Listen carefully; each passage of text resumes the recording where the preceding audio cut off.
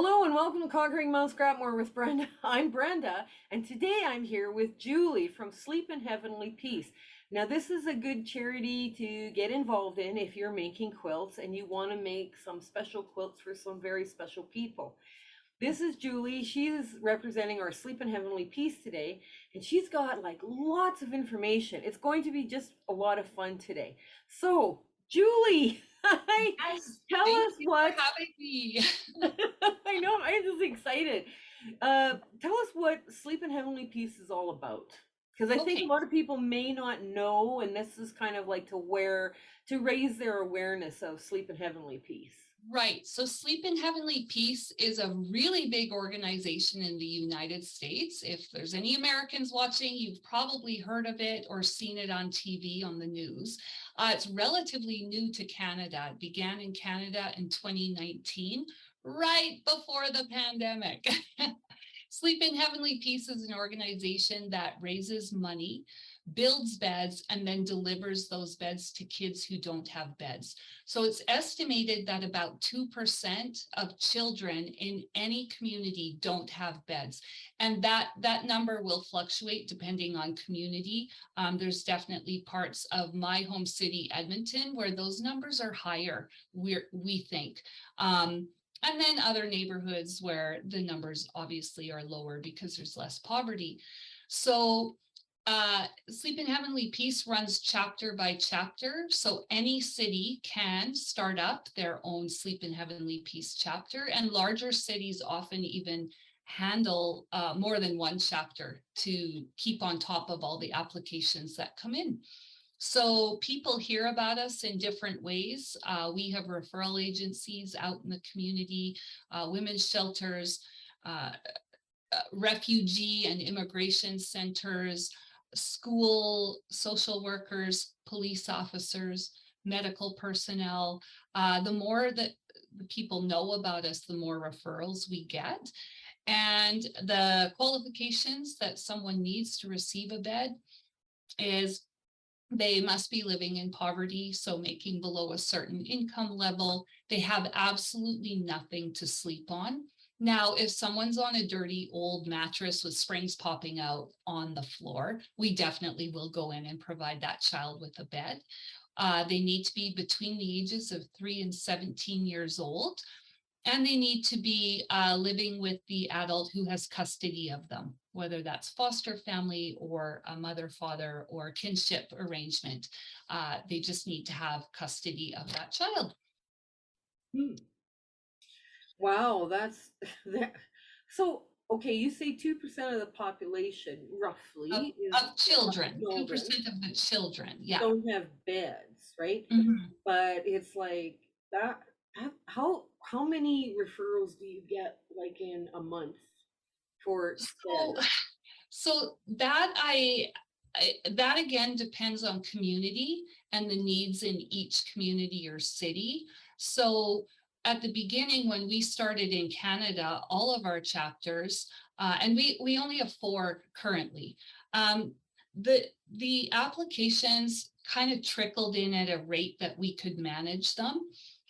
A, people didn't know about us. B, there were tons of pandemic restrictions in place. So people were just making the assumption that any service agency wasn't really working or especially going into homes at that time. And so applications trickled in at a rate of, at the beginning, maybe 7 to 15 per month. This summer, restrictions lifted, Ukrainians started arriving, immigration opened up again for people from all other countries, and they've been waiting 2.5 years to come to Canada or the US. Right? Um, and then there's this, because we started going out into the communities more, people became more aware through word of mouth that we're out there. They're contacting us on social media. Some of the chapters, of course, call the news, different news agencies, and so they're on the news at night. And for us personally in Edmonton, our applications got so many, we had to shut down the application system. We are currently not receiving new applications. So they're coming from our referral partners, just from community members. Different Facebook pages start talking about you and promoting you, or people put you on YouTube. And all of a sudden, more people know that there's this service available for their kids, and they're contacting us. So I think I received probably 50 applications for Ukrainian kids in a 1.5 week period in June. I mean, normally to see 30 for us in a month, we thought was great. And then I got 50 in 1.5 weeks. And then we were promoted on a couple of Facebook pages in Edmonton. And I woke up one morning and we had 33 applications overnight. So all of a sudden, I'm 80 beds behind in a 2-week period. And we left it open for a little while, and it just kept happening. So I know Winnipeg, our sister chapter in Winnipeg, has experienced the same thing. The larger centers, the need is something we can't even meet at this moment until we grow and develop our delivery teams and do more builds and things like that. Yeah. Mm-hmm. And Alberta is supposed to be getting what, 23,000 Ukrainian displaced people. That's just Ukrainians arriving. So we are right now in September, October, and November expecting between 400 to 700 Ukrainians settling in Alberta per week. That's not all children, of course. Yeah. But of course, that is a load on all our services. And it's pretty cool to see these different community organizations work together, meet the needs. So as the Ukrainians are arriving, but also there's other people arriving. We've brought beds to a family from Bangladesh a couple weeks ago, and India and Pakistan and Sudan and Somalia. So our probably what I would call our regular needs that we've always had are still there. Plus now we've got additional needs with the Ukrainians arriving. So yeah, that war is affecting everybody on the planet. It really is. So we've had a very fortunate summer. The weather was fantastic. We were able to do a lot of outdoor community builds where people come together. They bring the money to build the beds, and we build the beds with them. We've got the beds in place to deliver. Over the winter, we learned this in the pandemic, that in Canada, you can't build outside. So we've really engaged the help of local schools. The high schools put their shop classes to work, and we've had teachers develop an entire curriculum around mass production of our beds. So the teachers are trained on how to build our beds and in the process, and they're bringing that to their students. So now we've got kids building beds for kids. It's a pretty cool way to keep teenagers involved and aware of what the issues are outside of their own neighborhood, but also a great way for us to keep like our bed inventory up during the colder winter months when we can't have huge builds outside. Yeah, I've seen pictures of your beds, and I've actually seen the beds that you guys are making, and they're sturdy, strong bed that kid could, take to university when they move out of house, right? They're not fancy, but these bunk beds don't move. They are, I think, the strongest set of bunk beds I've ever seen. I've been up on top of one. There's no wiggle room in them at all. They're very strong, sturdy beds. Each bed comes with a brand new mattress, a brand new pillow, and brand new bedding. And maybe now we can start talking about the quilts. Yes, they also get a few quilts. And okay, when people go and start quilting for charities, or they start, joining, let's say, Quilts of Valor, or, whatever they're doing, like Red Cross or Win House here in Edmonton, or Luana Shelter, what made you join Sleep in Heavenly Peace? What was the big deciding factor for you? Because both you and your husband are involved, are they? Yes. So we've been involved from the very beginning, and I won't lie, it was guilt that got me involved at the very beginning. I was called to an information meeting, and we needed a board of directors to apply for charitable status. So everyone in the room took a role as a board director and got things moving so we could get our charitable status. What happened next was we thought, well, if Edmonton sort of was the base now for this new national organization, we should have a chapter. So we started our own chapter, and I said to my husband, you should do that because he's a woodworker, he's good at construction, he's very meticulous and organized. And he's So we good with started, people. And he's and good with and he's people. a people person. Yeah, he's got the whole package. So because he's running the chapter, I of course got involved with managing all the clients who apply, contacting them. I set up the delivery schedules, and we work and coordinate together to build our volunteer base. What keeps us both going is the need. Like Mark and I were out one Sunday. It wasn't a regular delivery day, but we took out the van to just do a couple of families that only needed 1 or 2 beds. And he said this, he goes, I don't know how people cannot be on our delivery team. Once you see this need, how can you stay home? You know, one of the earliest deliveries we did was a family just arrived in the middle of the pandemic from, I think they were from Somalia. Yeah. And we walked in, and the only furniture when we left were the 3 beds we set up. That's it. Wow. They had nothing. And during the pandemic, also very hard to coordinate how to get things for your home. How can we stop when Yeah. you see that kids are sleeping on floors, they're not getting a good night's sleep, they're not their best self emotionally, physically when they're not sleeping. We've met families who are sleeping 6 people on a queen size mattress. Nobody wakes up the best version of themselves Mm. next Yeah. day. So why else? I'm a teacher, I'm an educator. I know that kids need to be well rested in order to observe or absorb what they need to learn the next day at school. They need to be well rested to get along with other people Yep. and to even get along with their own families and to stay healthy. So again, as we started to see that this really was a need, because I had never heard of bedlessness before I went to that first meeting, and I didn't really believe it was that bad. I now believe that more than 2% of kids need beds. Yeah. We think about poverty, anyone will feed their kids and pay the rent before they'll buy them a bed. Yeah. And there are a lot of very poor families in our Yeah, province right now, and in yeah. Canada and the US too. I mean, Yeah, there's some the places where, economy is hard. yeah, Food is really expensive. Rent is astronomical in most communities.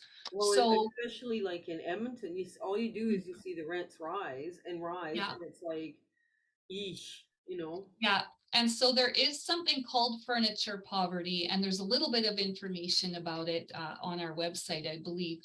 But it just states the fact that the money goes to food and housing first, and probably then clothing. Yeah. And a lot of families don't have enough left over these days to buy beds. We've even delivered to families that you wouldn't look at and say, ooh, you guys are really living under the poverty line. But there's been a divorce and parents have split up, and there isn't 2 sets of kids furniture to That's go into great. 2 different homes. So we've helped several families just set up that second bedroom in dad's new home or mom's new home so that they have a comfortable place to sleep when they're moving, between the homes from week to week or whatever their arrangement may be. And during the pandemic too, domestic violence was at all-time high here in our Yeah. province. I would Hmm. imagine all through the US and Canada as well, because Hmm. people were locked down together and they Yeah. realized, oh, this is not a good thing. you know.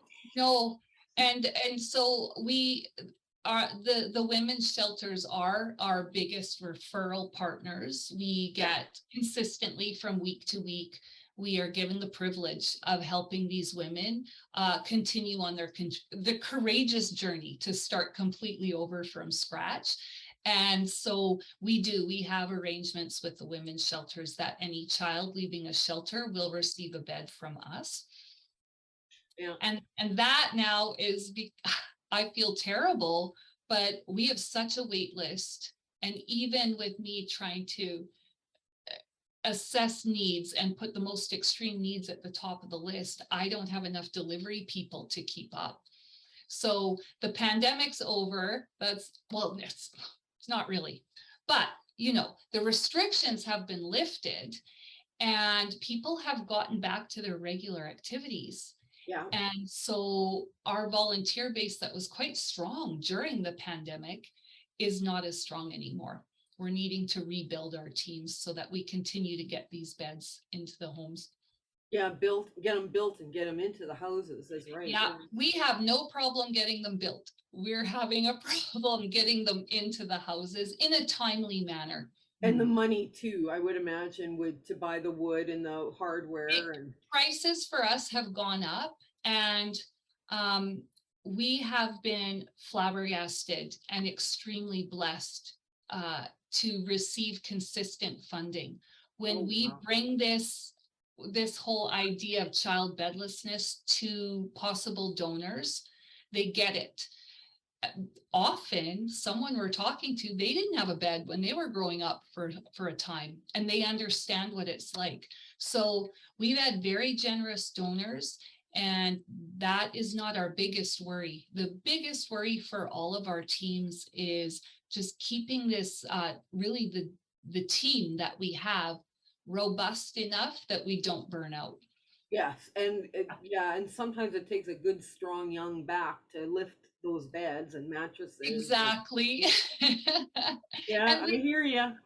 We have some amazing volunteers that actually can't lift. We're like, don't worry, we've got someone who will carry everything into the house and they'll bolt them together. Like we try to make it work for sure. You got this. It's a volunteer force, so yes, they Yeah. come with their own little challenges and everything too. Yeah. Right. Yeah. Do you have one very special, heartfelt, memorable event that you delivered to and you changed that person's life? Do you have one of those wonderful, heart-wrenching stories? It's hard because, to be honest, they all are. Every family we've really been privileged to be in their home. They all have a story, and not everyone tells their story. You always know there's a story there. But the family I already told you about, when we delivered, and the only furniture they had was the 3 beds. The little boy kind of sat on his bed at the end, and he's bouncing a bit. And I go, what do you think? And he just did this. He went like this, and he goes, "It's good." I almost started bawling because he summed it up. It's good. The bed is good. What we're doing is good. The blankets were good. Like, he was just thrilled to have his own little cozy space, not only to rest, but to read or play games or whatever, And how old was this kid? He was about 10. Oh, wow. And like I was telling my students, I teach adult ESL students. I was telling them about what I do on the weekends, because we always talk about weekends because it's past tense. And I was showing them pictures of our build. And one of the students put up her hand. She said, "My kids don't have beds." And someone said, "What, you've lived here for 6 years? What do you mean you don't have beds?" And I go, "Hold on." I go, "Beds, we talked about the cost of a single twin bed. It's anywhere between, for a decent bed, between $600 and probably $900,000. This woman had 6 kids.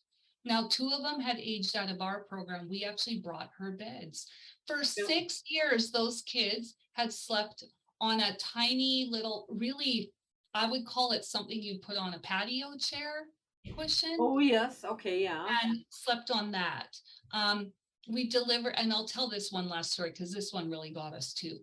We delivered to a teenage boy, and he led us into the apartment. Typical kind of gruff teenager. We're like, "Hey, how you doing?" No smile out of this kid. He leads us up to the apartment. He was sleeping for a year on those rubber puzzle pieces that you put together for a kid's playroom, on two of them. He's 17 years old. Oh, That's all he had. It was like about a foot by 2 feet cushion, if you even call it that. We set up that bed, and then when he went into his sister's room and he helped set up her bed, and he came out of that room and you couldn't wipe the smile off his face. His mom pulled on my elbow and she said, Julie, look, he can't stop smiling. You know, with teenagers, when that's a miracle right there. yes, They that had is. been trying to save money for a bed for months for him. And every month an unexpected cost came up and he said, Mom, use the bed money, use the bed money. Yeah. Uh, they were beyond grateful. And I want to say, not only was the kid happy, but it brings so much dignity to the family and parents as a whole when their kids have a nice, safe, good place to sleep. Yep. Mhm. Yep, it does. And you're right. Some of those people that, it's just, yeah, it's like a light bulb has gone off that, yeah, somebody cares about me, you Yeah. know? And I'm going to bring this to the quilts right now because we have been incredibly blessed to have a steady stream of handmade quilts donated to us. And I'm going to tell you why we're blessed. Those quilts are intricate, they've taken time, and they cost a lot of money to make. When we deliver these quilts alongside, in Canada, I Yeah. always need a comforter, and if we have them, they get a beautiful quilt or throw blanket to go with, or Afghan. The parents know that that took time, money, hard work, and dedication. And quite often when I pull that quilt out of the bag, Yeah. mom starts crying. They can't believe that someone cared that much to spend all that time and money and give that to a stranger's kid. Yep. This is the icing on the cake. This is what drives home that your community cares about you. And we don't just care about you. We are not giving them some used bed. We are giving them brand new mattress, brand new sheets, brand new comforters, and these brand new quilts. Yep. What does that say to someone? It says we love you and we want the best for you. It's unbelievable. That's why I keep doing this. Okay, so what are the plans for the future? The future, I think, is to keep going. Yes. In the future, we are still relatively new as a Canadian Yeah. entity. We need to continue to develop our chapters to be more efficient, to have more volunteers, Yes. um, to continue to forge relationships with groups like yours, who can provide us with these quilts. Honestly, we could never afford to pay for these. Oh, yeah. Families couldn't. Um, it's just such a blessing to have them. And so we're going to continue doing that. And we're just going to keep bringing beds to, our goal is to more and more and more kids. Our other big goal is to open up new chapters across Canada, which has been a little bit slow going too because of the pandemic and some Yeah. issues. Just making connections hasn't been so easy, but we've got big plans. If you look at what's happened in the United States with Sleep in Heavenly Peace, we want to follow in their footsteps. We want to be that big. And And yeah, and you want to make sure those beds are going to those kids, right? Yeah. exactly, yeah, if I know, like, just in Edmonton, how many beds are needed. I mean, Calgary doesn't have a chapter. There's no, Wow. Saskatoon doesn't have a chapter, and they don't have to be big cities. Toronto doesn't have a chapter. Yeah. Toronto could probably use 7 or 8 chapters, like Yeah. the more we have, the more we spread the work and it becomes doable. So we got Yeah, some that's big awesome. plans. That's awesome. Now, in the show notes, I'm going to put websites for the Canadian and the US and the Okay, Facebook link for the right? whole. And so, people, if they're interested in this, they can go check it out. And Yeah, maybe go and see other I people. won't be able to provide you Facebook link for the states. Every chapter that's in existence has their own Facebook page, so it's best to kind of go onto the website, whether Yeah, you're in Canada or US. If you're a Canadian, make sure you click the Canadian flag or you're on the .ca website, right. and you'll be able to locate your local chapters and connect with them that way. If there's not a chapter in your community, Maybe maybe you'd come, be interested in starting one. maybe talk to the Edmonton chapter and see if they can get one going. How do we do Yes, that? yes. So as far as Canada goes, we are completely set up to mentor and help new chapters and help out any way we can. And any questions that come my way, I will direct you to the right chapter or give you the information you need. Okay. All Yeah. right. Well, everybody, that's it for us today. That was Julie. I want to thank you so much. I actually have tears in my eyes here about it's just an I emotional haven't done red. my job if I didn't make you cry. But yeah, this is just the start. If you guys want to, the viewers here, if you want to check out more information, please do. If you have time, money, quilts, I'm sure Yeah, there's all sorts of help that they need, and they will be glad to receive your help. Okay, absolutely. everybody, you have a fabulous week ahead. Okay, take care. Bye. Thank you. Bye. My husband and I would love to thank you for coming along with us on our little fun adventure here that we're having. We do have a Facebook group now, and that Facebook group is got some very, very talented quilters in there, and we love sharing and posting pictures and commenting, and it's been a lot of fun. And the advantage of the Facebook group is sometimes I drop patterns in there early, so you kind of get a hint as to what is coming next. After the nosegay sew along, we're going to be doing curves boot camp right away. So we'll get you sewing those curves, and it'll be fun. It'll be a lot of interesting little blocks that we've got to work on. But we would like you to share, like, and subscribe. Telling your friends about us and letting them know that you kind of like our channel, that means so much to us here. So you take care. You have a fabulous week ahead. Okay, bye.